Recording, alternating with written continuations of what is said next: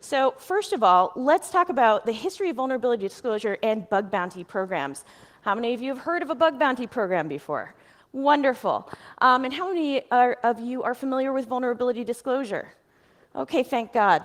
So quick history, and this is borrowed from my friends over at BugCrowd, one of my bounty service provider partners, and I'll talk about the differences in some of the bounty service providers that I work with now that I'm independent, and talk to people more about building their vuln disclosure capabilities than I do even about talking about building their bug bounty programs. So way back in the mid-90s, Mozilla offered the first bug bounty, which was $500 in exchange for a security vulnerability. And nothing new really came up in the bug bounty world until about 2010, when Google offered their first bug bounty programs. Now, at the time I was with Microsoft as a security strategist, and they asked me, Katie, if you were to run a bug bounty program here at Microsoft, what would that look like? What shape would it take?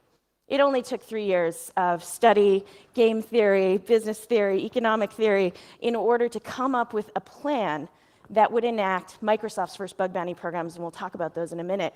And then you see this curve of an increase in adoption of these programs. Now, you've often heard about them talked about in the news as if it's this massive new trend and everyone's doing it. And in fact, not everyone is actually doing it. And I'll even go further and say that not everyone should do it. Not everyone's ready. So we're going to talk about some of the capabilities you need as a basis to handle vulnerabilities, whether you find them yourself or they're reported to you from the outside. So vuln disclosure, to me, is the absolute basis for what we're doing here in terms of defense. All software contains vulnerabilities, and it's an eventuality that someone will find them, and someone will try and report them to you, whether it's your customers, whether it's the government, or whether it's a friendly hacker. Now, don't feel bad if you've never heard of these ISO standards before. They were published in 2014, and they're currently under revision. But essentially, these are guidelines and roadmaps, ISO 29147, ISO 30111, in how to handle vulnerability disclosure and vulnerability remediation within your organization. But 94% of the Forbes 2000 don't have a published way to reach them to report a security vulnerability.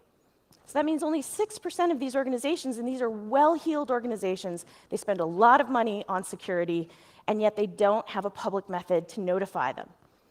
So this is an ongoing problem that we have with defense. If we're trying to share information about vulnerabilities with each other, and we don't even have an email address to report them to, this is a systemic problem that I think we as defenders can do a lot to address. Now, what's the difference between a vuln disclosure program and a bug bounty program?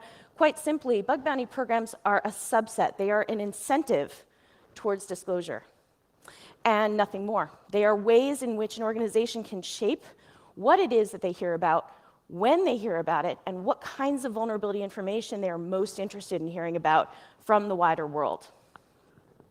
Some organizations choose to offer it on their own and process it on their own, and some will offer these bug bounty programs in concert with a bounty service provider. These organizations like BugCrowd, HackerOne, Synac, and some others that are growing here in Europe are there to basically outsource parts of this capability in order to make it easier for organizations and governments to handle vulnerability reports.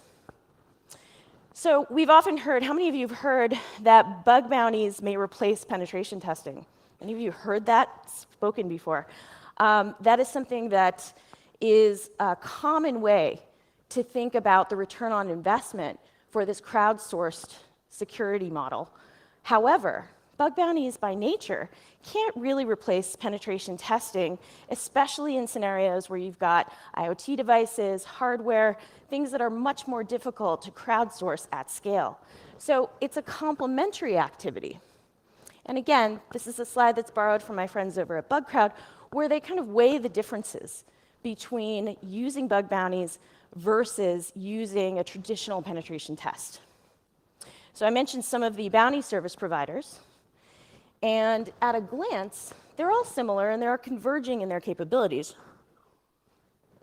But one of the things that I advise my customers on is the fact that depending on their organizational goals and how they want their security team to spend their resources, they may or may not want to outsource all or parts of their vulnerability coordination or their bug bounty programs to one of these service providers. So BugCrowd's known for being the easy button for triage. That is wonderful if you want a consistent triage experience and have your security team only deal with fully vetted, fully qualified bug submissions. But if you are sensitive about other people knowing about your vulnerabilities before they're fixed, maybe not the best solution for you. HackerOne has the most developed platform, but it's basically for power users on the triage team. Does everybody know what bug triage is? Yes, so essentially it's determining whether or not the bug is actually a security bug, whether or not that bug is actually worthy of a bounty if you're running a bounty program. It's all of those things and kind of deciding the order in which you need to take on that vulnerability. So that's great with the HackerOne platform if you want a platform with automation. However, if you lack the internal talent, or your internal talent doesn't want to sit and do triage, then that's not necessarily the best solution for you.